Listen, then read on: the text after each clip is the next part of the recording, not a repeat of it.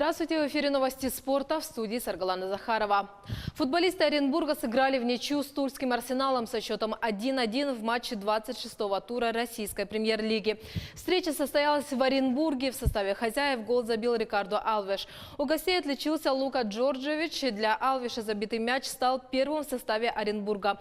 Арсенал продлил беспроигрышную серию в чемпионате России до 9 матчей, в 7 из которых не пропустил ни одного мяча. В последний раз команда Игоря Черевченко уступала в игре РПЛ во встрече с Ахматом в декабре 2018 года. В турнирной таблице Арсенал вышел на 5-е место, набрав 39 очков после 26 матчей. Оренбург теперь занимает 7-ю строчку с 36 баллами. В следующем туре Оренбург 3 мая на выезде сыграет с казанским «Рубином». Арсенал днем позже примет московский «Локомотив».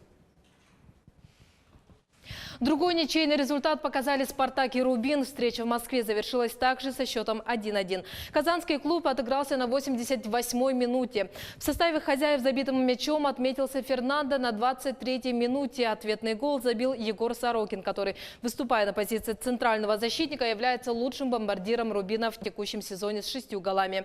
В турнирной таблице «Спартак» занимает 5-е место, набрав 40 очков. «Рубин» с 32 очками идет 11-м от зоны переходных матчей. Казанцев отделяет 5 очков. В следующем туре москвичи 4 мая в гостях сыграют с екатеринбургским «Уралом». «Рубин» 3 мая примет Оренбург. А в Санкт-Петербурге встреча лидера РПЛ «Зенита» с крыльями Советов завершилась победой хозяев поля.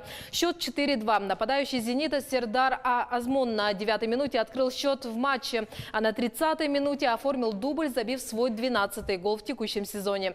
На 35-й минуте мяч после удара Артема Дзюбы и рикошета от ноги защитника Тараса Бурлака вновь побывал в воротах самарской команды. Гости сумели сократить отставание в счете благодаря 2 голам Дениса Ткачука, забитым на 40-й и 44-й минутах.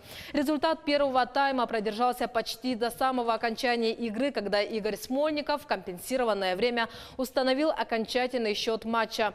Первые 2 команды по итогам чемпионата получат прямую путевку в групповой этап Лиги чемпионов следующего сезона. 3-я сыграет в квалификации турнира, 4-я и 5-я примут участие в Лиге Европы.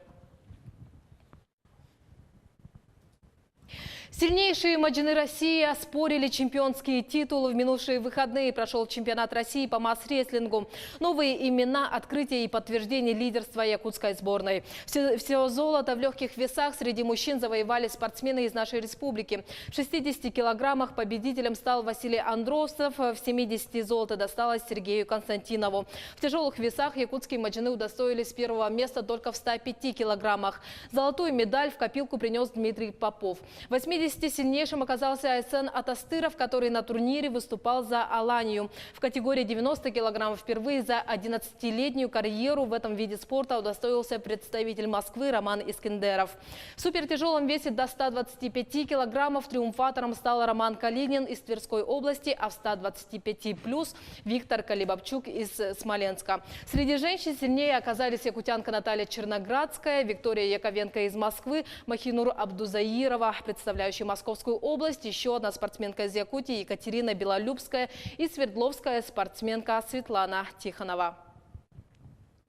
Республиканский турнир по мини-футболу среди женщин прошел в Якутске. 6 команд боролись за победу. Приехали спортсменки даже из Заполярного Оленька. На турнире побывала и наш корреспондент Кристина Якупова. Кто же стал победителем, смотрите в сюжете далее.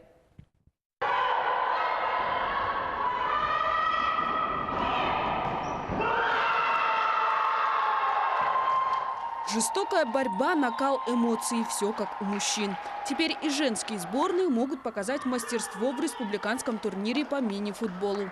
Организатором соревнований выступил преподаватель Северо-Восточного федерального университета ДУРО Даниэль Адееми. В Якутск приехал из Нигерии и работает тренером больше 5 лет. Я вижу, чтобы только юношеский футбол развивать, и женский нету. И у меня такие смыслы, что зачем женский не можешь играть в футбол. Вот поэтому я думаю, что как тренер, молодой тренер, вот я поговорим с управлением в КИМС и с у них поддержка. Они нам поддерживают, чтобы это соревнование проходит. За кубок играли 6 команд из Оленька, Вилюйска и города Якутска. Всего в турнире приняли участие 63 спортсменки. Эта игра для нас первая такая большая масштабная игра. Некоторые девочки даже начали играть только год назад. Они впервые увидели, что такое футбольный мяч. Некоторые играют с давнего. Я играю уже со школы. Ну, в принципе, я их стараюсь поддерживать. Стремиться девушкам есть к чему. Развивать этот вид спорта в республике организаторы планируют и дальше. В следующем году в турнире планируется участие не только студенческих, но и городских команд. В университете, да, и в республике, потому что у нас очень много девушек учатся из разных улусов, городов. И вот они хотят тоже тренироваться, участвовать на соревнованиях, поэтому будем стараться их поддержать. По итогам всех матчей победу одержала команда сборной СВФУ. Вторыми стали представительницы из Вилюйска. И третье место заняла команда Института физической культуры и спорта Северо-Восточного федерального университета. Кристина Якупова, Павел Пахомов, Якутск. Это были новости спорта. Всего доброго.